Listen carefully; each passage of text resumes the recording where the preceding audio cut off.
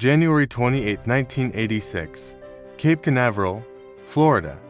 The Space Shuttle Challenger stood poised on Launch Pad 39B, ready for mission STS-5-1L. On board were 7 astronauts, including Christa McAuliffe, a high school teacher from New Hampshire, chosen from thousands to be the first civilian in space. Her presence captivated the nation, promising to bring the wonder of space exploration directly into classrooms across America. The mood was electric. Millions watched live, including McAuliffe students. This was more than just another shuttle launch. It was a symbol of accessibility, education, and the boundless possibilities of the future. But beneath the surface of national excitement and technological prowess, a dangerous psychological current was at play. For days, the launch had been delayed by technical issues and unusually cold weather. The pressure to launch was immense. At 11:38 a.m. EST, Challenger lifted off. 73 seconds later, a plume of smoke erupted from the right solid rocket booster. The shuttle disintegrated in a fiery explosion, killing all 7 astronauts. This wasn't just a mechanical failure. This was a profound psychological collapse within NASA. The psychology of go fever, an overwhelming pressure to launch. The psychology of normalization of deviance that allowed known risks to become acceptable. The psychology of authority gradient that silenced critical warnings. This is the story of how organizational pressures, human biases, and a dangerous cocktail of psychological errors led to a preventable tragedy, forever altering the course of space exploration, and reminding us that even the most brilliant minds can be blinded by their own systems. To truly grasp the Challenger disaster, we must understand the critical component at its heart, the O-rings in the solid rocket boosters SRBs. These are rubber seals, designed to prevent hot gases from escaping the SRB joints, were known to be problematic. And this is where the insidious psychological phenomenon of normalization of deviance played a fatal role. Normalization of deviance occurs when people within an organization become accustomed to a deviation from good practice, seeing it as normal and acceptable, especially if it doesn't immediately lead to disaster. At NASA and its contractor Morton Thiokol, this manifested in a dangerous acceptance of O-ring erosion and blow-by. Repeated incidents without catastrophe. For years prior to Challenger, engineers had observed evidence of O-ring erosion and blow-by hot gases escaping past the primary O-ring on numerous shuttle flights. Each time, the shuttle returned safely. This repeated success, despite the known flaw, created a powerful psychological feedback loop. It's always happened, and nothing bad has ever come of it, became the unspoken, yet deeply ingrained, justification for continuing to fly with the known issue. The absence of disaster was interpreted as proof of safety, rather than a lucky escape. Acceptable risk redefined. Over time, the definition of acceptable risk for the O-ring shifted. What was initially considered an anomaly requiring urgent resolution slowly became a flight constraint, something to monitor, but not necessarily to stop a launch. This reclassification, driven by the normalization of deviance, psychologically reduced the perceived threat level within the organization. The engineers knew the O-rings were not performing as designed, but the system had learned to live with it. The temperature factor, crucially, engineers at Morton Thiokol had data showing that the O-rings lost their resiliency and sealing capability in cold temperatures. The colder the temperature, the less effective the O-rings became. This was a known, critical vulnerability. However, because previous cold weather launches hadn't resulted in catastrophe, though some showed more O-ring damage, this temperature sensitivity also became part of the normalized risk.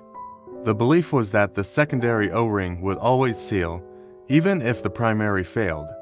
Cognitive dissonance and rationalization. Engineers understood the physics of the O-rings and the potential for failure. Yet, to reconcile this knowledge with the reality of continued launches, they engaged in cognitive dissonance and rationalization. They convinced themselves that the problem was manageable or that the design had sufficient redundancy. They focused on the successful outcomes as evidence that their assumptions were correct, rather than questioning the assumptions themselves. The Challenger launch day was unusually cold, with temperatures near freezing, far below the design specifications for the O-rings.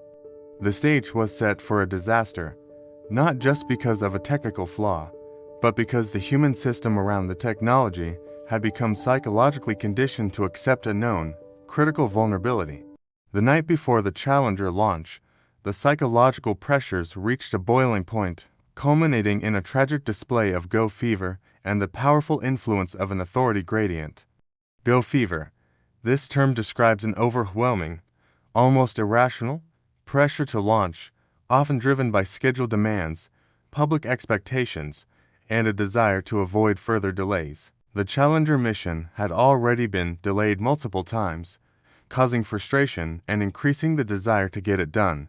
NASA was under intense scrutiny to maintain its ambitious flight schedule, and the presence of Christa McAuliffe amplified the public and political pressure.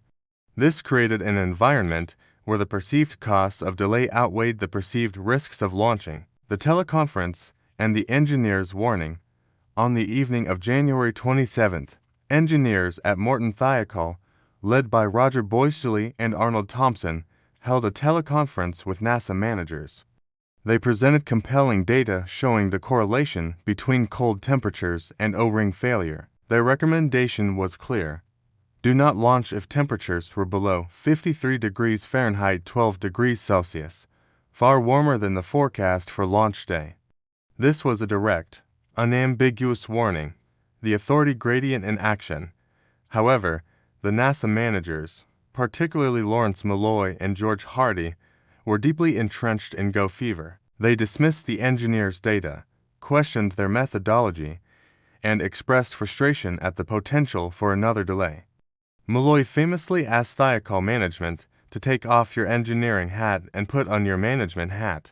This was a clear exertion of the authority gradient, using managerial power to override technical expertise. The message was clear. The engineers' concerns were inconvenient and stood in the way of the launch. Ethical fading and rationalization. Faced with this pressure, Thiokol management, specifically Gerald Mason and Robert Lowndes, retreated for a private discussion. Lowndes, who initially supported the engineers, was pressured to reconsider. In this moment, ethical fading likely occurred. The ethical implications of launching in unsafe conditions faded into the background, replaced by the immediate pressure to conform to NASA's demands and avoid a conflict. They rationalized that the data was inconclusive enough or that the secondary O-ring would probably hold. This was a desperate attempt to resolve the cognitive dissonance between their engineering knowledge and the immense pressure to approve the launch. Self-censorship and illusion of unanimity. When Thiokol management returned, they reversed their recommendation, approving the launch. The engineers who had initially presented the data were devastated and silenced. Their concerns, though valid and ultimately prophetic, were overridden. This created an illusion of unanimity. The launch was approved, seemingly by consensus, even though deep, critical dissent existed. The system had effectively censored its own experts. The decision to launch Challenger was not a technical one. It was a psychological one, driven by an overwhelming desire to meet a schedule, a disregard for dissenting expert opinion, and a tragic failure of ethical courage in the face of immense pressure. The go fever proved to be a fatal contagion. January 28, 1986, at 11:38 a.m. Eastern Standard Time, the Space Shuttle Challenger roared to life, piercing the blue Florida sky. On board, 7 astronauts, including the first teacher in space, Christa McAuliffe. Millions watched, their eyes filled with hope and excitement for this new chapter in human exploration. It was a day meant for inspiration. But just 73 seconds into the flight, something went terribly wrong. A plume of white smoke, then another of dark, angry gray, billowed from the side of the solid rocket booster, then a flash of fire. The shuttle was engulfed in a catastrophic explosion, breaking apart over the Atlantic Ocean. The iconic image of the Y-shaped smoke trail against the sky is forever etched into our collective memory. In mission control, a stunned silence fell. The room, usually buzzing with technical jargon and updates, was filled with confusion. You can hear it in the flight director's voice as he tries to make sense of the data on his screen. Flight controllers here looking very carefully at the situation. Obviously a major malfunction. They were experts, trained for every contingency.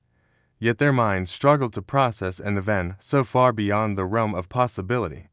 This was cognitive collapse in real time. The human brain, faced with an unthinkable reality, simply froze. For the public, especially the millions of school children gathered in classrooms to watch their teacher go to space, the trauma was immediate and profound. The dream of space travel, once a symbol of humanity's greatest achievements and safest endeavors, was shattered in an instant. It was a national tragedy that played out live on television, a collective heartbreak that revealed the fragility of our ambitions. What followed was a painful investigation led by the Rogers Commission. The technical cause was quickly identified: the failure of an O-ring seal in the right solid rocket booster, which had become brittle in the unusually cold launch day temperatures. But the investigation uncovered something far more disturbing than a simple mechanical failure. It exposed deep, systemic flaws within NASA's organization. This wasn't just about a faulty part, it was about a faulty culture. The commission revealed a long history of engineers raising alarms about the O-ring's performance in cold weather. Their warnings were dismissed, their data ignored. The pressure to stick to an ambitious launch schedule had created an environment where risks were downplayed and dissent was silenced. It was a classic case of what psychologists call ethical fading, the process where the ethical dimensions of a decision disappear from view. Managers, under immense pressure, rationalized the risks, convincing themselves that it would be okay. They fell victim to groupthink, prioritizing consensus and deadlines over the safety of the crew. The Challenger disaster is more than a story of engineering failure, it's a profound psychological lesson.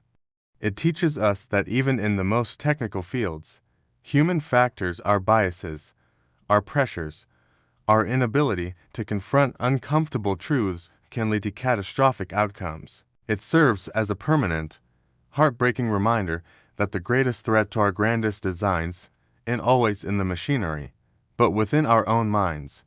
Thank you for watching. If you found this perspective valuable, please like and subscribe for more deep dives into history. January 28, 1986. Challenger, 7 lives lost. The Challenger disaster remains one of history's most painful lessons, a stark monument to the profound impact of human psychology on technology and safety. It was not merely a technical malfunction. It was a systemic failure rooted in a dangerous cocktail of human biases. The lessons are stark: the peril of go fever, the overwhelming pressure to achieve a goal, blinding decision-makers to critical risks. Vigilance against this pressure is paramount. The insidious nature of normalization of deviance, the process where dangerous anomalies become accepted risks, simply because they haven't yet led to catastrophe. Constant questioning of how things are done is essential. The danger of a steep authority gradient, an environment where subordinates fear challenging superiors, suppressing critical feedback and allowing errors to escalate. Psychological safety is non-negotiable. The cost of ethical fading, when ethical considerations are sidelined by immediate pressures, leading to decisions with devastating moral and human consequences. The importance of dissent, actively seeking out and valuing dissenting opinions, rather than suppressing them, is crucial for robust decision-making. Challenger reminds us that human error is rarely a simple mistake. It is often a systemic failure, rooted in a culture that allows psychological biases to fester, leading to a collective blindness to danger. It's a testament to the fact that even with the best intentions, the human element can be the weakest link if not constantly monitored and challenged. The question is, and how could the O-rings fail? The question is, where in my own life, or in the organizations I'm part of, am I seeing signs of go fever, normalization of deviance, or reluctance to speak up against pressure? Am I dismissing small problems because it's always been that way? Am I creating an environment where others feel safe to voice their concerns, even if they're uncomfortable. The legacy of Challenger is a call to perpetual vigilance, a commitment to ethical courage, and a profound understanding that the human mind, while capable of incredible innovation, is also capable of self-deception that can lead to unimaginable tragedy.